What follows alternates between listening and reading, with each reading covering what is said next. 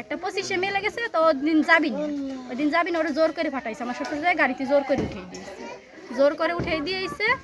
তারপরে হলো বাড়ি আসবে 10টা 10:30টার দিক হলো বাড়ি চলে আসে।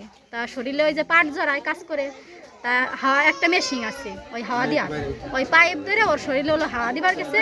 ও বলে আমার কইছে কি যে আমার তাড়াতাড়ি দাও না কি জানো, ওর হাতের কারা দিছে, ওই যে আর কি হাওয়া যায় তার হাতের কারা দিছে।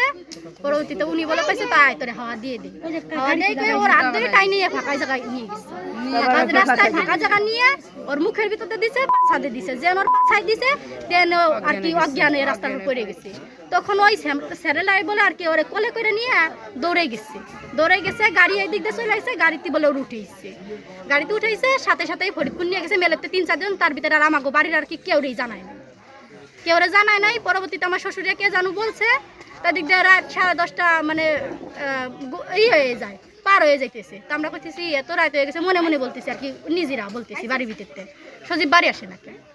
এর ভিতর আমার শ্বশুর ফোন দিচ্ছে যে সজীব এরকম বলে অ্যাক্সিডেন্ট করছে। তো আমাকে বলে নাই যে মানে এরকমের হয়েছে, আমাকে বলে নাই, কিন্তু বলছে যে অ্যাক্সিডেন্ট করছে। সেই সময় তো আমরা কান্দা কাটি। তারপরে ফরিদপুর নিয়ে গেছে, ফরিদপুর যায় শুনছি যে অক্সিজেন দিছে, ওরা আর মানে ফরিদপুর রাখে নাই, তারা বলছে ঢাকা নিয়ে যাও, আমরা এই রুগী ধরবো না। তো ওরা নিয়ে গেছে ঢাকা।